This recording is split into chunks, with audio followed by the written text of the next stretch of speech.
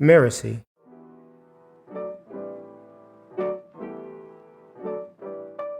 It is the way to be able to check what you thought you know, to take you on a deeper level, to expand or increase your consciousness, to prepare you to do the things that you dreamed of.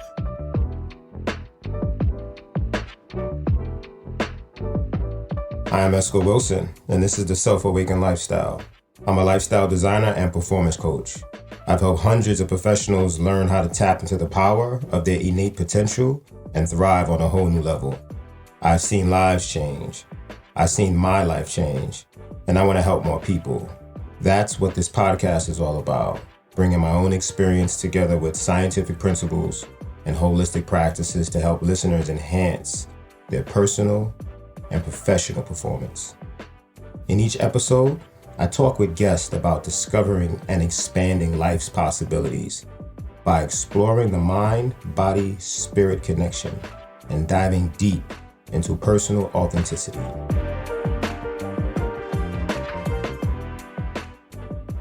So it's 1996, and I have a lot to prove because the end of 94 and 95, there's multiple arrests, there's an undercover investigation, it's heavy. I go to prison, the judge allows me to stay for a brief amount of time, so I got the least amount of time I can get.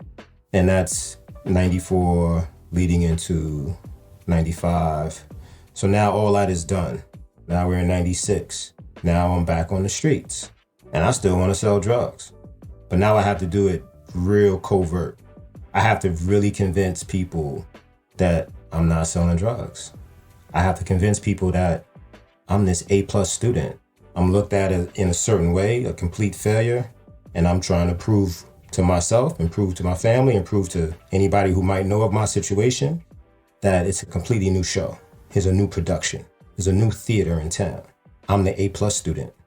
I turned 1.46 terrible GPA into a 3.66 quick by putting in the work.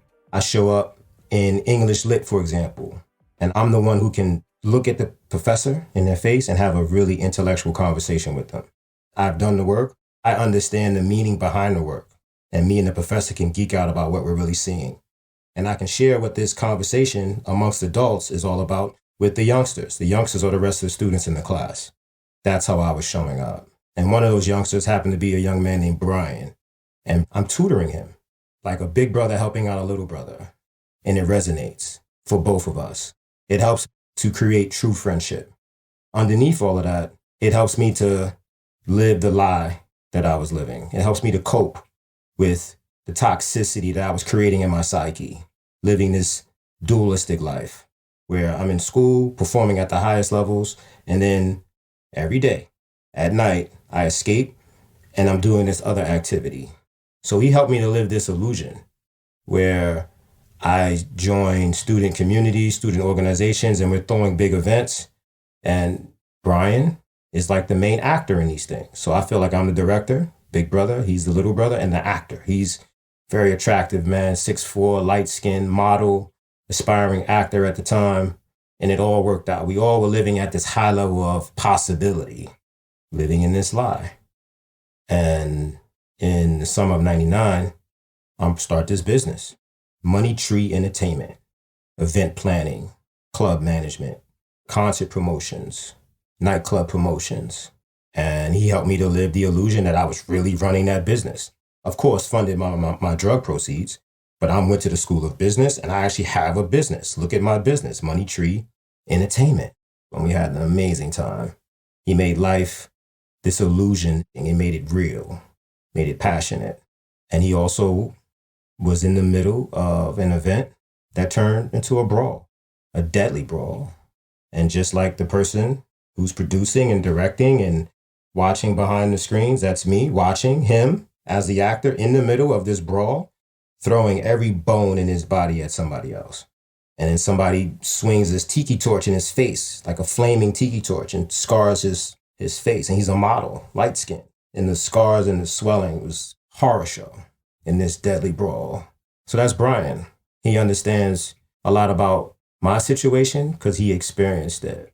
And he helped me to live and create a lot of what my life was at the time without him knowing it. He never asks questions. He allows me to get away with my sins. So it's perfect. And he fills up my well for socialization and peer-based bonding. He allows that to happen. But I never really solved my problem of addressing the evil that I was engaged in. So now let's fast forward 20 plus years. And Bryan is still in my life. It's a blessing. And I want to introduce you to Will. Will is an entrepreneur. He's my age. And Will is, in many ways, Bryan's new big brother figure. Will is a successful solo entrepreneur. He's a father of adult children who've already graduated college. And he helps Bryan get organized. And Bryan helps him be creative. And they have a beautiful friendship that's grounded in professional execution. And they get along very well. And the two of them and myself, we put together this interesting way to be friends and learn together as peers. And we called it the power seat.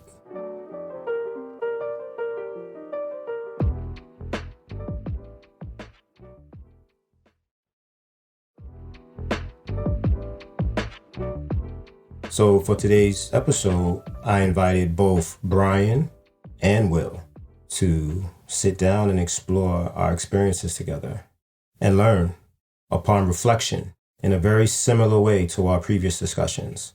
It's somewhat of a mastermind, and it's also an invitation to not only explore what we learn, but implement what we learn. Let's see what happens. Okay, how you guys been? It's been a while. How you feeling? Good. Business is doing well. I love my clients. I love the work we're doing together. I'm an executive coach. I work with business owners and executives, and that business is going well. There's a lot to be grateful for right now. And we've been together for a bit now. Oh my goodness gracious. Since 1996. Yeah. You actually hold a unique position in relation to this podcast. I like to offer insightful stories to help frame a thought. And nobody except for you experience the actual moments that those stories were being manifested. Wow. There are some stories, man. And I know that at that time, there was a lot that I didn't see that was going on. So I'm really looking forward to going back in the library and listening to some of the stories, man, because I know a piece of it. So I'm looking forward to hearing more about your story. I love you, man. You know that. And you've been an amazing influence on me in my life. And I'll never forget that, bro. I really appreciate that. And the ability to see myself in the reflection of your memories. And now, just to be clear, no drug activity for you. No drug dealing, no drug use. I mean, we smoke weed, but there's a Dr. Jekyll, Mr. Hyde. I do Dr. Jekyll very well. I'm really interested to hear more about the other side, because I knew the one side very well. I had this other life, this other part of me. There was this duality that helped to expand my experience at that time. In the previous episode, I talk about the ability to sit for hours and hours in a old vehicle. Do you remember that blue truck? Yep, I remember the blue truck. I would like sneak around in this little dirty ass truck with no heat and no radio to like camouflage myself. And the ability to do that has a lot to do with like a meditation. And in a lot of ways, that's like the power seat, but individual, or at least the internal archetypes, internal personas in my mind, having a power seat conversation or having a soul brothers conversation, a spirit brothers conversation. Like I'm focused, driving a certain way, moving a certain way. I can feel my heartbeat. Like I see a flashing light in my rear view, like my heart starts pounding in the middle of this imaginary conversation. So it was like a whole nother level of intellectual engagement. So I'm actually realizing that right now, that driving around like that and having these like little meditative kind of like rehearsals of my intellectual pursuits in college while selling drugs and, you know, trying not to get caught and all that is very similar to the combination of events that is happening right now, where you're like instinctual and you're reactionary and you can be defensive, but also trying to see the bigger picture at the same time. And I love it because I believe that's how entrepreneurs want to be able to think. Will, go ahead, Will.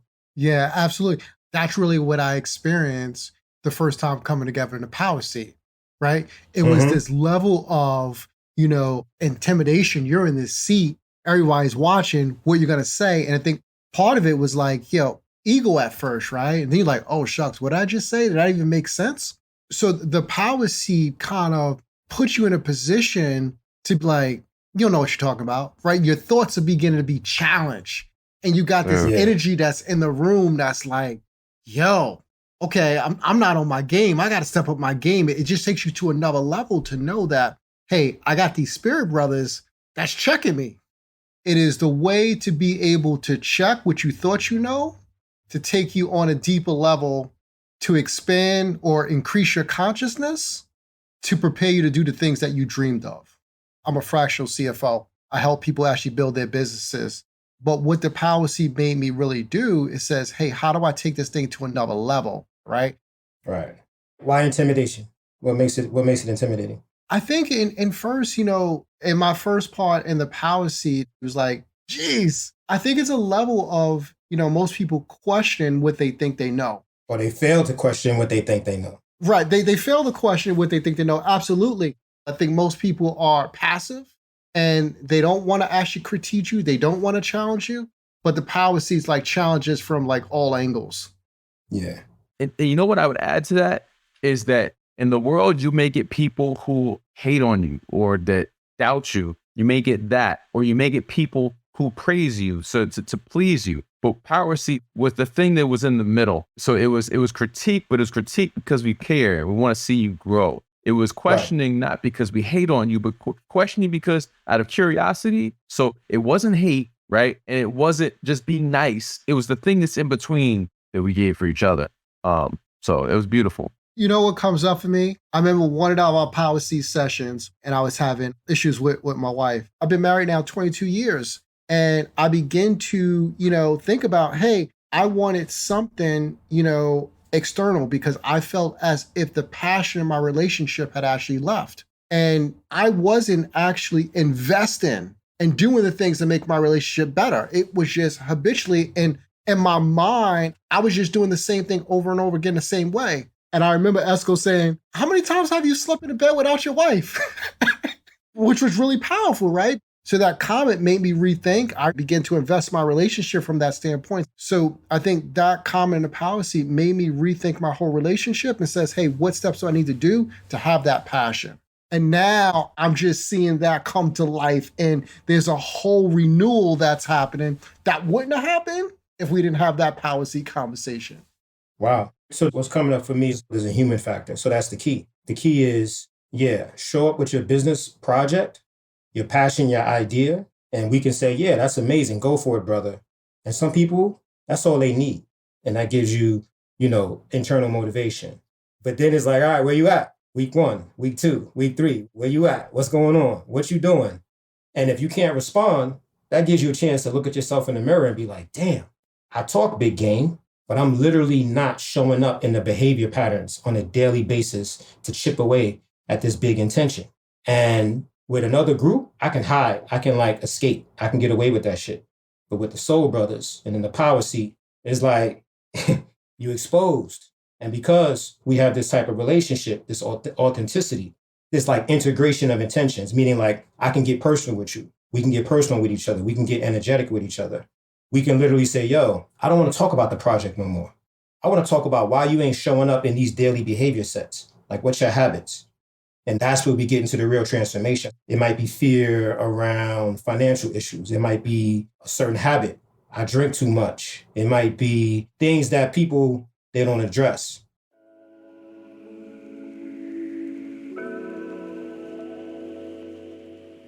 So why would somebody like myself be excited to engage in what the power seat became to be, what Spirit Brothers meant to me? It has a lot to do with this realization that myself and many of us as solo entrepreneurs, small business owners, we have to wear many hats. We got to manage, we got to execute as the practitioner. We have to be the visionary, and we're doing this in the dark many times. We're doing this in solitude. How do we want to navigate in the dark to come up with a big outcome? How do you do that? I think that can be a little bit easier if you're traveling in the dark through something that's not so pleasant. with people that you trust. It makes it a little more soothing. It makes it a little easier to make that long haul, to get the big outcome, knowing that if you don't get the big outcome, you'll always remain trapped.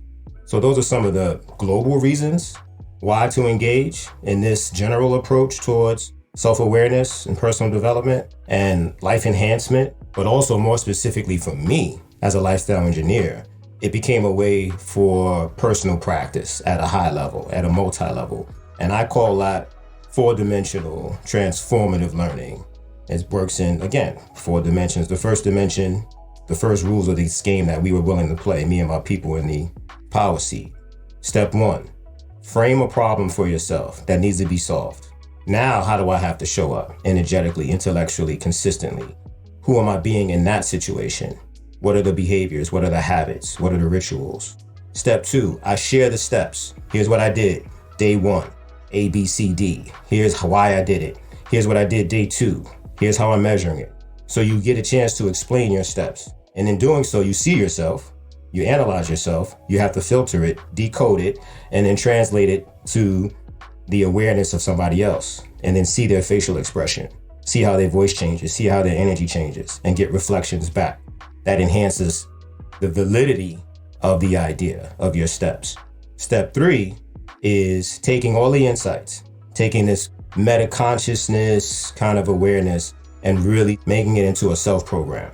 It could be like the rough draft of a pilot kind of deal where it's not finished just yet, but it's a beautiful rough draft that has an outline. It has your strategies, your mission, and all that stuff that you share with the people in the power seat. The 4th one is we co-create some kind of bigger product or business opportunity, something that's monetized at a higher level. And we are all bringing our collective resources together to make that happen. And then you go back to step 1, the next problem that you have for yourself that you want to solve. And you just keep doing that. And it allows you to be more confident solving bigger problems. It allows you to be more fluid and nuanced in personal engagement and professional interaction in a very creative way. It allows you to think outside the box. It allows pattern recognition, and all of this done with passion, done with, like self-mastery, like self-management. There's no external entity, like no boss telling this team to work together. It's a team of people who are like, yo, let's make life happen this way. And let's make it happen personally. Let's allow it to happen professionally. And maybe together we can create something. So those are the positive, very powerful reasons why I really, really loved my experience with Power Seat and my spirit brothers. What do you hear me saying, D? A couple of things came up for me just now. I remember there was a point where it was a constantly evolving structure. Like each week, it was almost like start again from scratch to some degree, right? One Monday night, I came on and I was having a real tough time on Monday at that point. And I told y'all a story, and the story brought me to tears. Right. And it was nice to have a place to say, hey, look, I got this problem and it sucks.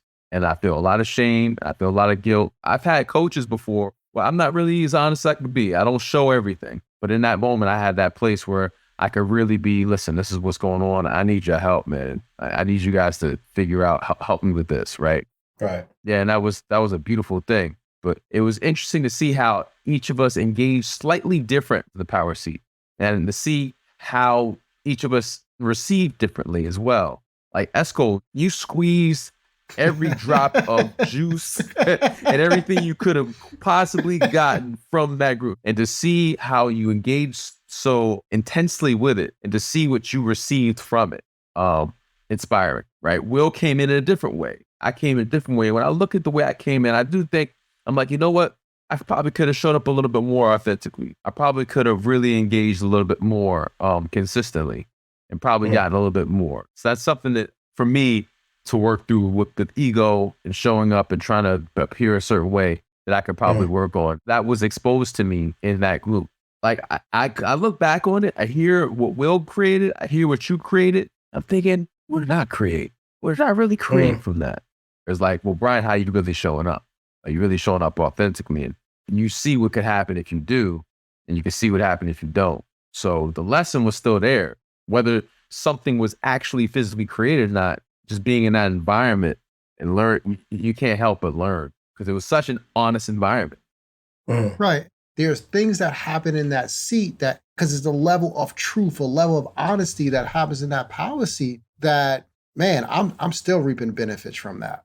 That's what I'm saying. Being in that container, whether you agree in the moment or you don't agree, it has an effect. There's a thing that happens. Just even saying something out loud and hearing the feedback and the feeling you get from it, there's something that's left there that's truthful and honest. Oh, beautiful, man. I love that. That's that somatic intelligence. It resonates. And it might resonate in a way that's unpleasant, but it resonates with truth. And it makes it hard to lie to yourself as you move forward. So yeah, I love it. And, now seasons shift. And I'm ready to invite other ideas, other experiences new experiences, new levels of engagement, again, to expand consciousness. And I think that's definitely what our relationship and our interaction meant for me. It sounds like that's what it meant for you guys, that power seat energy. So, basically I'm inviting you to let's start the thing back up. What do you guys think about that? I think it's coming at a good time for me. So I'm starting to think like the same thing again. It's like, Bryan, are you really leaning into your edge? You know what I mean? So I would say yes, because I'm at a point now where I think I could lean into that edge a little bit. So for me, it needs to be that power seat, strong. And then I got the most value of the break made me pick up and execute things really fast. And then the break, it needs to be a way that is facilitated that we come in, we get really, intense. We go out and execute and then come back. You already know what I'm going to say. Did we start right away? No. I'm very excited about this. Oh, I'm very excited about this. It's like perfect timing. Yeah. It's perfect timing. All right, man. I love it. This was great.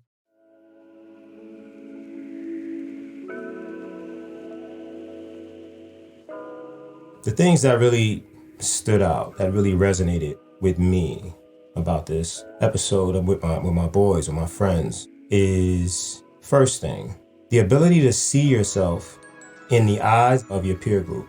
And then noticing how we engage energetically with people to help reveal ourselves. So I need a victim in order for me to be the hero, and vice versa. A victim might need a villain in order to be saved by the hero. So we fulfill those parts of our identity that might not be truly present.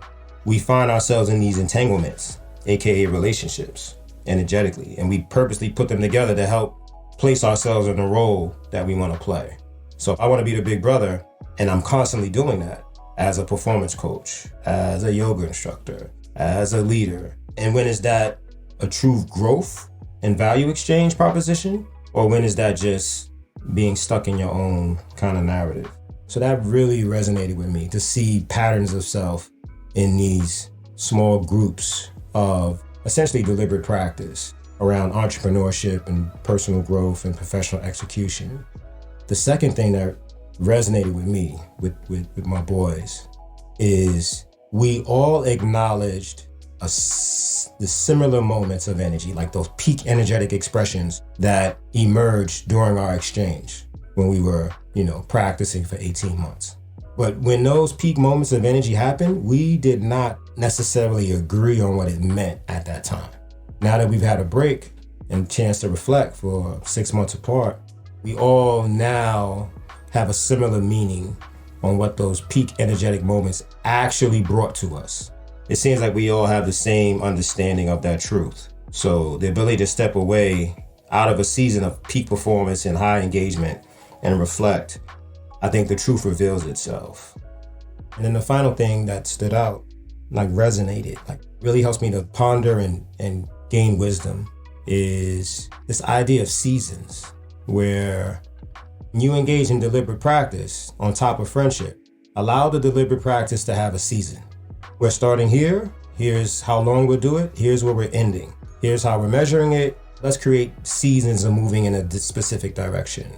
And that really resonated with me because it gave us an opportunity to reinvite ourselves into the next season of, the power seed and our spirit brothers practice. And I'm very excited about that. Let's see what we create.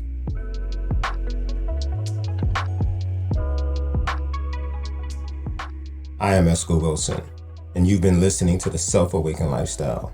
You can find out more about me at selfawakenedlifestyle.com. I'd like to thank Bryan and Will for coming to the show today. The Self-Awakened Lifestyle is part of the Mirasee FM podcast network, which also includes shows like Soul Savvy Business and Just Between Coaches. This episode was produced by Cynthia Lamb. Melissa Deal assembled the episode. Danny Eni is our executive producer, and post-production was by Post Office Sound. So you don't miss upcoming episodes, please follow us on Apple Podcasts, Spotify, or wherever you're listening right now. If you like the show, please leave us a 5-star review. It really helps us out. Thank you so much for listening, and we'll see you next time.